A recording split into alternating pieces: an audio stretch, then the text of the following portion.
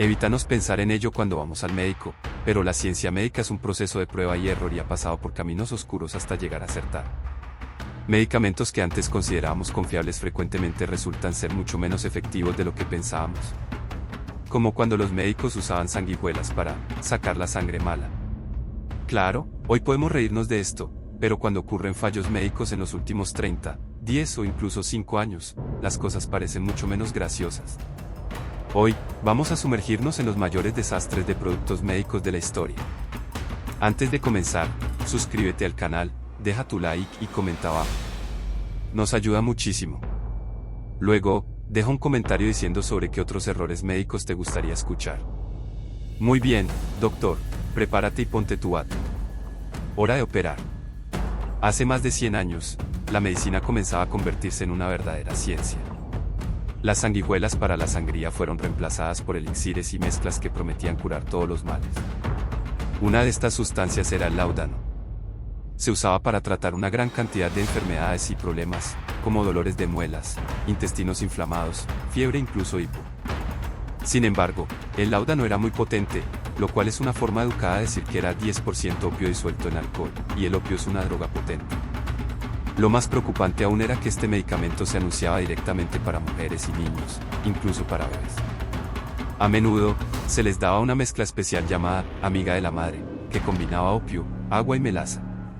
Tal vez Starbucks debería comenzar a venderlo como un latte. El uso excesivo del láudano trajo efectos secundarios desastrosos, lo que llevó a su prohibición en Estados Unidos y el Reino Unido a principios del siglo XX. Entrar a una cirugía despierta un miedo natural en todos nosotros. ¿Y si algo sale mal? ¿Y si no despierto? ¿Y si me enamoro del anestesista, pero olvido pedirle el número? Ahora, imagina la sensación de descubrir, años después de una cirugía, que una sustancia no aprobada fue colocada dentro de tu cuerpo.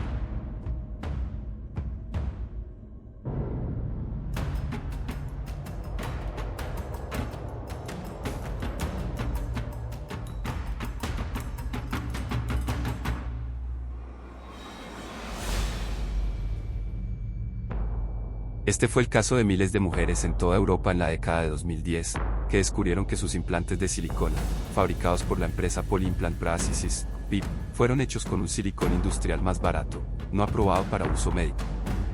¿Cómo se descubrió esto? Los médicos comenzaron a ver más casos de mujeres cuyos implantes de silicona se habían roto. Se descubrió que los implantes PIP tenían de 2 a 6 veces más posibilidades de romperse que los implantes de silicona estándar. Además, se reveló que el fundador de PIP, Jean-Claude Mas, era un ex carnicero que se convirtió en representante de ventas médicas. Y carnicero es una palabra que no quieres ver asociada con la palabra cirugía. Debido a su conexión con el uso ilegal de este silicón industrial, Mas fue condenado hasta 4 años de prisión en 2013.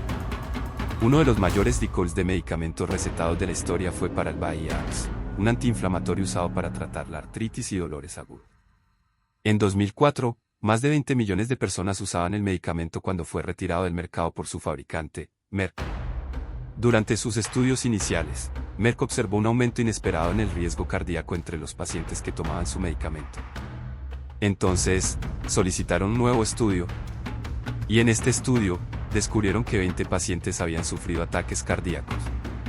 Sin embargo, al publicar los datos en una revista médica, Merck informó que solo 17 pacientes habían tenido ataques cardíacos. Esta resta, por supuesto, alteró el porcentaje de riesgo cardíaco de los pacientes.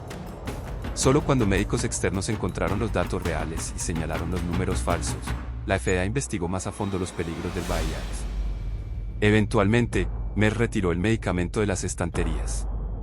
En los 5 años que el medicamento estuvo en el mercado, se estima que 88.000 estadounidenses sufrieron ataques cardíacos después de tomarlo, y 38.000 fallecieron.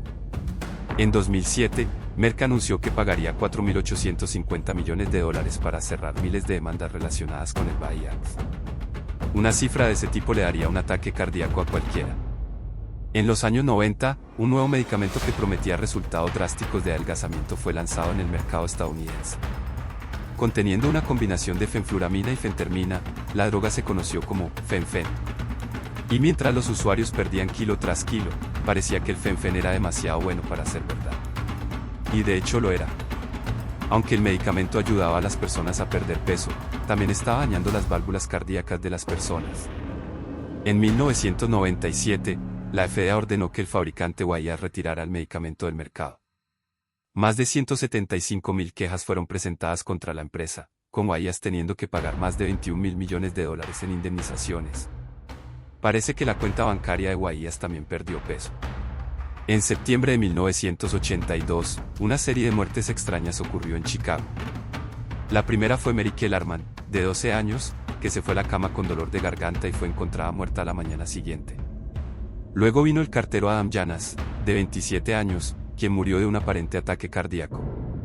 Sin embargo, la policía notó la aterradora razón detrás de las muertes cuando el hermano y la cuñada de Adam, Stanley y Teresa, también fallecieron días después, al llegar a la casa de la familia para despedirse y quejarse de dolores de cabeza. Cada una de las 4 víctimas había tomado Tylenol poco antes de morir, lo que llevó a la policía a concluir que las cápsulas de Tylenol habían sido envenenadas con cianuro. 3 personas más en el área de Chicago fallecieron en los días siguientes al ingerir estas píldoras mortales de Tylenol. Comprensiblemente, el pánico se esparció. Entonces, Johnson & Johnson, fabricante de Tylenol, rápidamente ordenó el recall completo de todas las botellas de Tylenol en el país. Más de 31 millones de frascos. Con la amenaza inmediata eliminada, los investigadores pudieron descubrir que alguien había adulterado frascos de Tylenol en farmacias de Chicago, añadiendo comprimidos contaminados con cianuro. Al descubrir esto, Johnson & Johnson invirtió más de $100 millones para desarrollar una protección contra violaciones con una hoja de aluminio que cubre la parte superior de los frascos, algo con lo que todos estamos familiarizados hoy. Además, la empresa cambió la forma de cápsula de los comprimidos por un nuevo formato de comprimido recubierto con gelatina, que es más fácil de tragar y no se puede abrir tan fácilmente como las antiguas cápsulas. Nadie fue formalmente acusado por los asesinatos, aunque un hombre llamado James William Lewis envió una carta de extorsión a Johnson & Johnson, exigiendo dinero para cesar los envenenamientos. Tras una investigación del FBI, sin embargo, todo comenzó en 1937, cuando un medicamento conocido como sulfanilamida estaba siendo ampliamente utilizado para tratar infecciones estreptocócicas, como el dolor de garganta y la escarlatina. Todo iba bien hasta que el medicamento fue transformado en una nueva fórmula líquida, que incluía un nuevo ingrediente, el dietilenglicol, o DEC. En ese momento, el DEC se consideraba inofensivo, y la FDA no requería pruebas de toxicidad para nuevas formulaciones de medicamentos existentes. Esta fue una falla grave. Sin pruebas, nadie se dio cuenta de que el DEC podía ser fatal.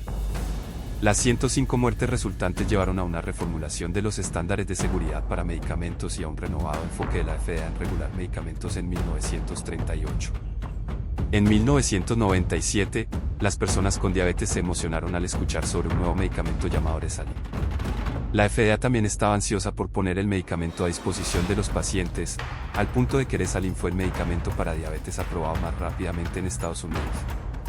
Mientras los estadounidenses comenzaban a usar el medicamento para reducir los niveles de glucosa en sangre, otros países se mostraban cautelosos con la droga milagrosa. En el Reino Unido, el medicamento fue retirado del mercado solo 6 semanas después de su lanzamiento, después de causar 135 casos graves de toxicidad hepática y 6 muertes.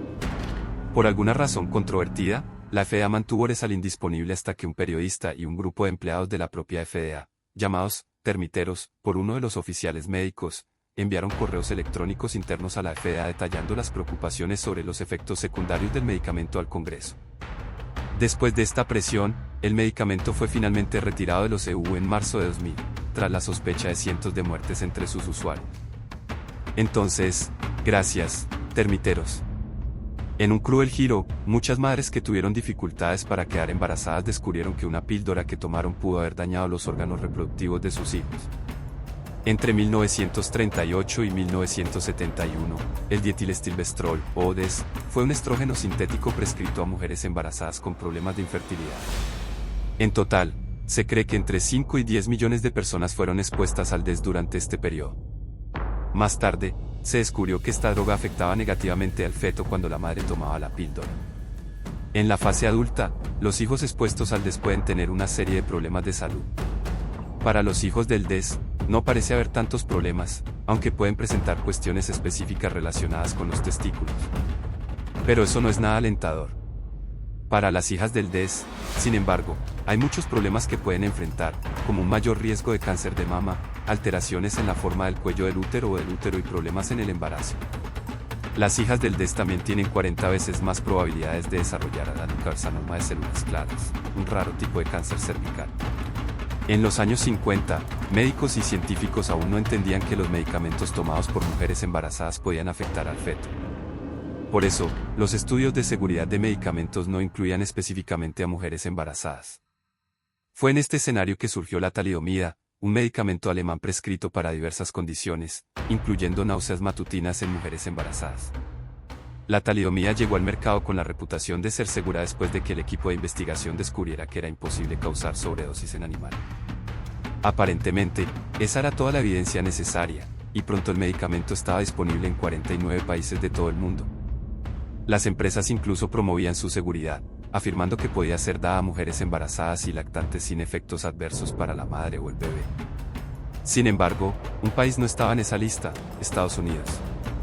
La FDA no recibió pruebas definitivas que refutaran las afirmaciones de pacientes de largo plazo de talidomida que decían haber desarrollado daños en los nervios después de usar el medicamento durante periodos prolongados. Sin eso, la FDA no aprobó el medicamento. Esto resultó ser una bendición para las mujeres estadounidenses, ya que se descubrió que la talidomida estaba dañando fetos. Esas niñas crecieron con una serie de problemas diferentes que afectaban órganos internos, visión y daños cerebrales. Algunas incluso desarrollaron lo que los medios llamaron manos de aletas. Sin embargo, estos diversos síntomas dificultaron la identificación del vínculo con la talidomida, permitiendo que el medicamento permaneciera en el mercado durante 5 años.